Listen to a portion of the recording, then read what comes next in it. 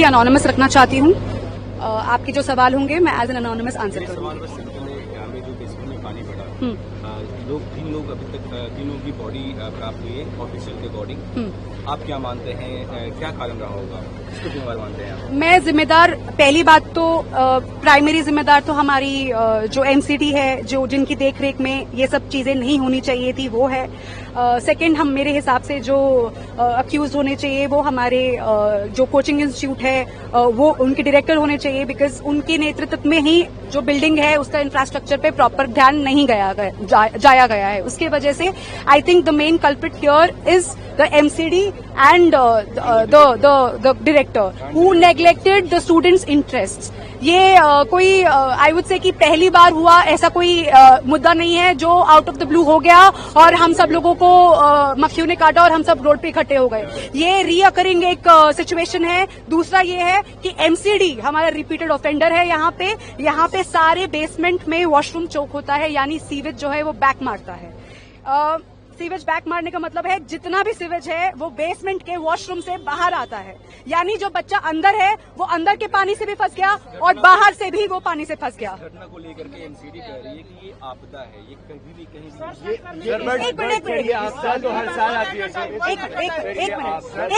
एक मिनट, हम लोग जिन इंस्टीट्यूट्स में पढ़ रहे हैं वो प्रीमियम इंस्टीट्यूट्स हैं।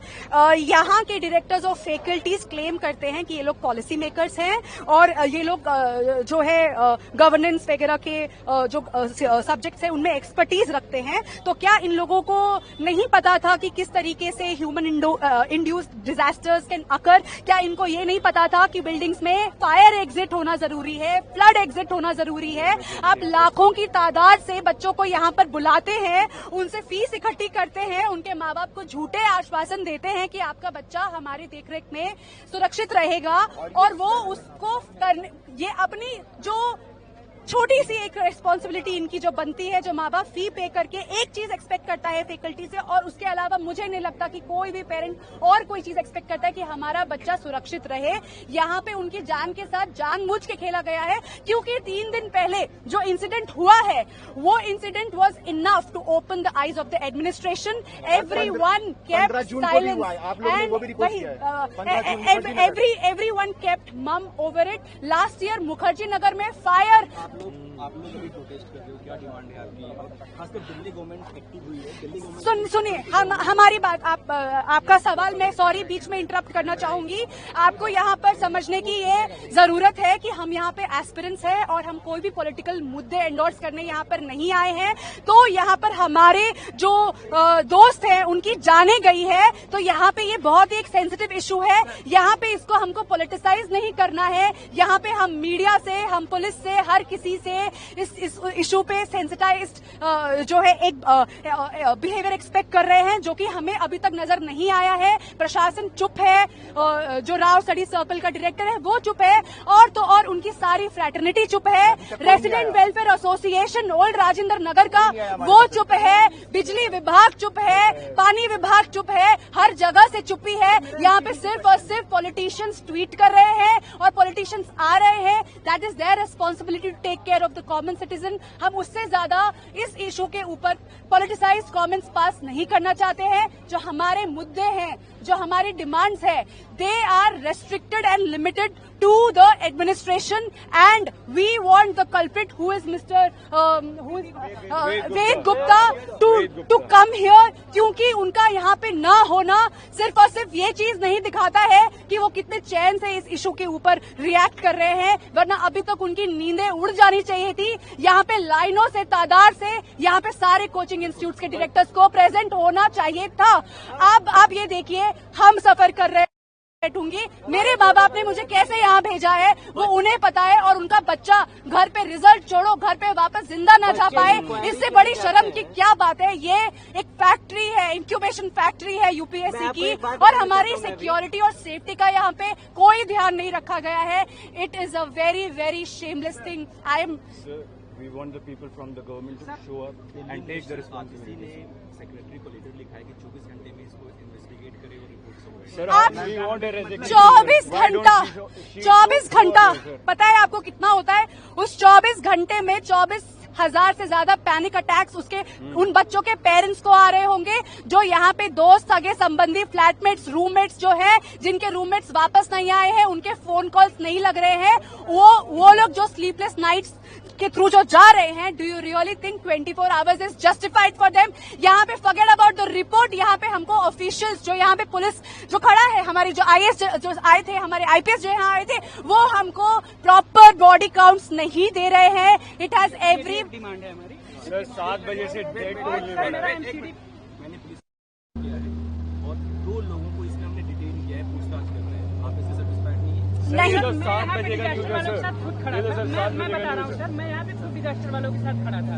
उन्होंने मेरे से कहा कि हम इसलिए सेटिस्फाइड नहीं हैं क्योंकि अगर हम लोग देखें तो जिस हिसाब से इंसिडेंट हुआ है, जितने बच्चे अंदर थे और जिस फोर्स से पानी अंदर गया होगा, और 12 फीट का पानी है और पिछले 8 घंटे से पानी बाहर नहीं आया है, do you really think 3 body counts is actually an authentic information? 3 body counts is a mockery again. प्रशासन क्या कर रहा है? क्यों? हमको शांत करने के लिए, ताकि कल को हम ये ना बोले कि this is literally I would say it's a mass tragedy. यहाँ पे 3 या 4 लोगों नहीं, यहाँ पे 20 से ज्यादा लोगों की लाइफ को थ्रेट पहुंचा है, और मुझे तो लग रहा है कि बहुत सारे लोग में से ये भी झूठ है। These numbers are literally tampered with. इन लोगों के पास कोई सही वैलिड हमारे पास रिपोर्ट इन्होंने नहीं दी। मेरा एक सवाल है एमसीडी की आपदा वाली। सर मेरा नाम वैभव सिंह है, मैं यूपीएससी एस्पिरेंट हूँ। जी हाँ, मैं जस्ट पीछे रहता हूँ इस बिल्डिंग की। जी हाँ सर, एमसीडी ने कहा है कि ये आपदा है। सर मैं मानूंगा ये पूरी तरह से लापरवाही है। सर मैं 2 साल से यहाँ रह रहा हूँ, आधा घंटा बारिश होने पर सर घुटनों तक पानी आ जाता है, और ये सब 2 सालों से लगातार हो रहा है। सर आपदा वो होती है जो कभी कभार होती है, एक बार होती है। सर हम 2 साल से देख रहे हैं ये लगातार हो रहा है। दूसरी बात सर, मैंने अपने मकान मालिक से बात किया, उन्होंने बताया कि वो 10 से 12 दिन से जाकर काउंसलर से यहाँ बोल रहे थे लगातार कि नालों की सफाई कराई जाए, लेकिन वो नालों की कोई सफाई नहीं करा रहे हैं सर। तो यहाँ पे ये जो हमारे काउंसलर्स हैं, ये उनका भी फेल्योर है। तीसरी बात सर, मैं ये देख रहा हूँ कि हमने पढ़ा है कमिटेड ब्यूरोक्रेसी। यहाँ पे मैं वो हाल देख रहा हूँ कि पहले इन्होंने लाइट काटा, उसके बाद सर सारी लाशें निकाल दी, उसके बाद यहाँ पे बच्चों को हटाने के लिए वहाँ पे पूरी पुलिस जुट गई और लाठी डंडे लेकर खड़ी है। 300 से ज्यादा लोग आज प्रशासन के खड़े थे सर, 100 से ज्यादा पुलिस वाले खड़े थे, एनडीआरएफ की टीम खड़ी थी, बाकी लोग भी खड़े थे। मैं ये पूछना चाहता हूँ सर कि अगर 10 दिन पहले मानसून जब आने वाला था, ये 300 लोग तब क्यों न तत्परता दिखाकर खड़े हुए? सर 6 दिन पहले सर पटेल नगर में हमारा एक दोस्त था, मेंस की तैयारी कर रहा था सर, उसका करंट लगने से डेथ हो गया। आज 3 जो डेथ हुई है सर, अभी इनके साथ पेरेंट्स को पता। सर पहली डिमांड है कि जितने भी कल्प्रिट लोग हैं उनके खिलाफ एक्शन लिया जाए। उससे पहले सर इमीडिएट डिमांड है कि जितने डेथ काउंट है और सर जितने इंजरीज है वो हमको साफ बताया जाए। मैं खुद बता रहा हूँ, मैं डिजास्टर के लोगों के साथ यहाँ पे खड़ा था, उन्होंने मुझे बताया, पता नहीं सच बताया झूठ बताया मुझे नहीं पता, उन्होंने यहाँ पे बताया कि अराउंड 8 to 10 कैजुअलिटीज की बात उन्होंने मुझे बताई जो डिजास्टर के लोग थे। सही बताइए गलत बताइए मुझे नहीं पता है सर, बट उन्होंने मुझे ये बताया। तीसरी बात सर, मुझे हमें वीपी गुप्ता चाहिए, और यहाँ पे मैं बता रहा हूँ 95% जो लाइब्रेरीज हैं सर, वो सारी की सारी बेसमेंट में ही बनी है। आज तो एक जगह हो गया ये घटना सर, कल हर जगह पे हो सकता है। तो हमें सर वो सारे लोग चाहिए, वो ये सिस्टम बंद होना चाहिए। पैसे ये लोग सर अंधा ले रहे हैं, यहाँ के मकान मालिक हो या लाइब्रेरी वाले हो। सर यहाँ पे एक रूम जिसमें 2-2 बच्चे रह रहे हैं, उसका टोटल रेंट 20,000 है। आपको क्या लगता है किसकी गलती है? एमसीडी की गलती है? बिल्कुल एमसीडी की भी गलती है सर, करप्शन वहीं से चालू होता है, फिर उसके बाद से दूसरी गलती यहाँ के कोचिंग वालों की है, क्योंकि करप्शन तो सर वहीं से शुरुआत होता है ना, ध्यान उन्होंने नहीं दिया। आरटीसी मैम के कमेटी पे एक सवाल पूछना है मुझे। नाम बताएं सर। मेरा नाम लवकुश कुमार पांडे है। पांडे जी, क्या सर? आप क्या करते हैं? कहाँ? सर मैं यूपीएससी की प्रिपरेशन कर रहा हूँ, लास्ट 3 ईयर से मैं यहीं पर हूँ। या सर, जैसा कि मैं बताना चाहूँगा सर कि जैसे यहाँ पे हम देखें तो सबसे बड़ी प्रॉब्लम जो है कि 80% लाइब्रेरियाँ जो है बेसमेंट में है, और हमें यहाँ ये देखने को मिलता है कि जैसे ही अगर बारिश 10 मिनट भी होती है, यहाँ पे बाढ़ आ जाती है। तो आज तक इस पे एमसीडी वर्क नहीं कर रही है। ये रिस्पॉन्सिबिलिटी एमसीडी की है अगर पानी भर जा रहा है। अगर 10 से 15 मिनट में दिल्ली में बाढ़ आ जा रही है, ओआरएन में बाढ़ आ जा रही है, सबसे पॉश एरिया है, हम 2-2.5-3 लाख रुपए फीस दे के यहाँ पढ़ रहे हैं, इसकी रिस्पॉन्सिबिलिटी एमसीडी की है। यही एमसीडी अगर एक टपरी पर से पैसे लेने हो, जो लगी हैं उनसे पैसे लेने में बहुत रिस्पॉन्सिबल हैं। यहाँ पे आपको मैं बताना चाहूंगा कि अगर मान लीजिए आज एक लाइब्रेरी में ऐसा हुआ इंसिडेंट, इसको रेस्क्यू करने में 12 से 15 घंटे लग गए और किसी की लाइफ नहीं बची है, 99% लोग नहीं बचे हैं। तो आपकी डिमांड क्या है? जी यस। साथ में जो दिल्ली पुलिस ने जो आंकड़ा दिया है डेथ टोल पर, 3 लोगों की डेथ हुई है हाँ। और 14 से 15 लोगों को मैंने रेस्क्यू किया है हाँ। और 2 लोगों की हमने कार्रवाई की, उनको डिटेन किया है। सर बिल्कुल, एक मिनट बोलना चाहिए सर। सबसे पहले सर कि मेरी ये डिमांड है सर कि एमसीडी को फोकसली वर्क करना चाहिए कि अगर यहाँ पानी भर रहा है एक कमेटी सेट होनी चाहिए। 2-3 मेजर रीजन है। पहले कि यहाँ पे सभी नंगे तार घूम रहे हैं सर, नंगे तार घूम रहे हैं, कोई इसकी रिस्पॉन्सिबिलिटी नहीं ले सकता। यहाँ डर बना रहता है 10 मिनट के बारिश के बाद कि हम कहाँ उतरे, कहाँ छुए, कहाँ टच करें। जी सर। दूसरा डिमांड सर कि जितनी भी लाइब्रेरियां हैं सबके लिए एक कमेटी हो जिससे वो करें कि हाँ लाइब्रेरी खोलनी चाहिए या सही जगह या नहीं या सर। और एक लास्ट और सर कि जैसे कि यहाँ पे अगर हम देखें तो हम लास्ट यहाँ पे 6 बजे से मैं खड़ा हूँ, ना कोई एमसीडी का बंदा आया ना ही इस इंस्टीट्यूट का। नहीं वहाँ पे कोई बात करने के लिए नहीं आया है, मतलब स्टूडेंट से। जी बिल्कुल बिल्कुल। सर मेरा नाम अनुराग है sir I am also an UPSC aspirant sir. आप इधर ही रहते हो क्या? यस सर, यहीं पे रहता हूँ सर। जी sir we want water education minister Atishi Marlena here before 10 AM in the morning। Mayor here, we want mayor here. हमें पता चला सर मेयर यहाँ पर आई थी एंड यहाँ पे वो उस साइड से जाकर वापस चली गई क्योंकि पुलिस ने उनके पास एक बैरिकेड बनाया था।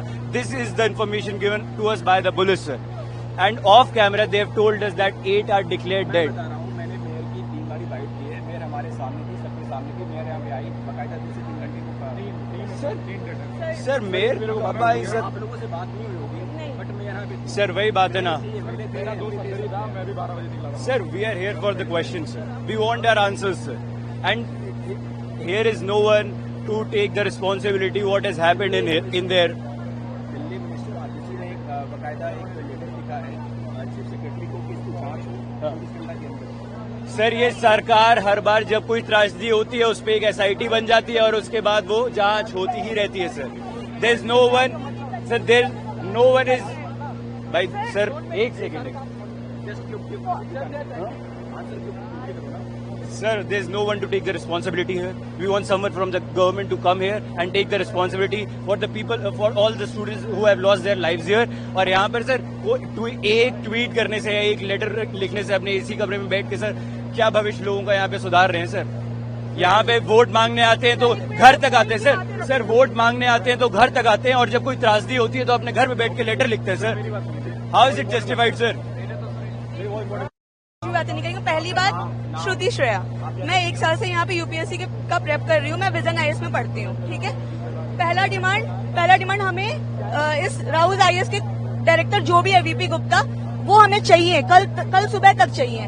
दूसरी चीज हमें MCD के डायरेक्टर चाहिए यहाँ पे। तीसरी चीज 24 घंटा नहीं, अगर कल को किसी भी पुलिस वाले का या किसी भी पॉलिटिकल जो भी हैं उनके बच्चे के साथ ऐसा होता ना तो अभी बवाल हो चुका होता। अभी के अभी सारा पुलिस आ जाता, तुरंत सुप्रीम कोर्ट खुल जाता, हर कुछ तुरंत हो जाता। हमारे लिए कुछ नहीं हो रहा है। उसके बाद मैं आगे बताती हूँ, ये कोचिंग वाले हमसे 2-2 लाख रुपए लेते हैं। किस बात की ले रहे हैं ये 2-2 लाख रुपए? और सिर्फ ये नहीं, हर एक कोचिंग इंस्टीट्यूट अंडरग्राउंड है। एक वॉशरूम है, वो भी इतना घटिया सैनिटेशन है, उसका एक डोर है, थंब से वो खुलता है। अगर इलेक्ट्रिसिटी कट ऑफ हो जाएगा वो खुलेगा नहीं, सारे अंदर फंस जाएंगे। कौन जिम्मेदारी देगा?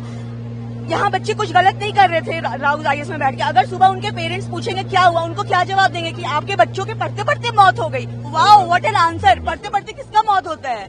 Sir no one is here too. Sir मेरी एक ही डिमांड, मेरा नाम दिव्यांशु सिंह यादव है, तो मैं यही LIG फ्लैट्स करोल बाग में रहता हूँ। मैं लखनऊ का रहने वाला हूँ और मैं इसी राउस IAS स्टडी सर्कल में पढ़ता हूँ। मेरी डिमांड है कि यहाँ की जितनी भी लाइब्रेरियां हैं वो लोग करीब 2500 से 3000 से ऊपर ही रुपया लेते हैं, तो वो लोग सारी मानक के अनुरूप लाइब्रेरियां हों। और ये जो राउस IAS है इसमें मैंने 1,75,500 रुपए फीस दी है और ऐसी बिल्डिंग में जिसमें 3 लोगों की मौत हो जाए और 4 घंटे बाद उनकी डेड बॉडीज ना निकाल पाए, उसमें मुझे अपना पूरा पैसा वापस चाहिए और इनके ऊपर कड़ी से कड़ी कार्रवाई होकर मेरा पूरा पैसा ये लोग वापस करें। मुझे इस बिल्डिंग में नहीं पढ़ना। सारे बच्चों का होना चाहिए।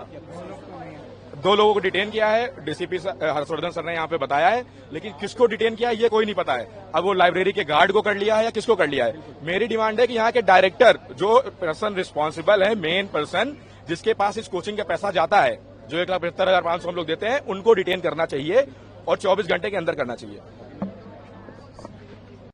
सुबह में, और मैं यहाँ पे 2 महीने से रह रहा हूँ। मेरा मेज आप लोग अभी नहीं, मेरा प्रोटेस्ट से ज्यादा मेरा कंसर्न जो है कि 2 बातें मैं कहना चाहूंगा। पहली बात तो एक पेरेंट्स की भी गलती मानूंगा जो अपने बच्चों को इस जैसे स्लम में भेज रहे हैं।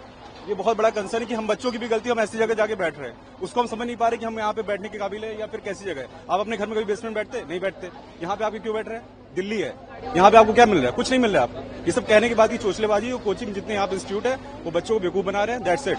और एक तो दूसरी गलती तो आप जो भी सरकार की जो वो तो है ही है, बट बच्चों और माता पिता की इतनी गलती जो अपने बच्चों को यहाँ पे भेज रहे पढ़ने के लिए। मेरा तो यही कंसर्न है।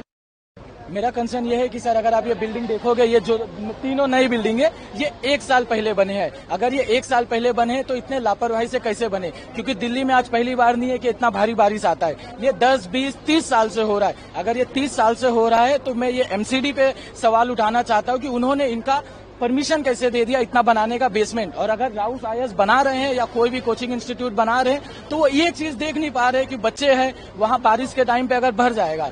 ये तो हो गया मेरा कोचिंग इंस्टीट्यूट से। दूसरा चीज है मेरा प्रशासन से।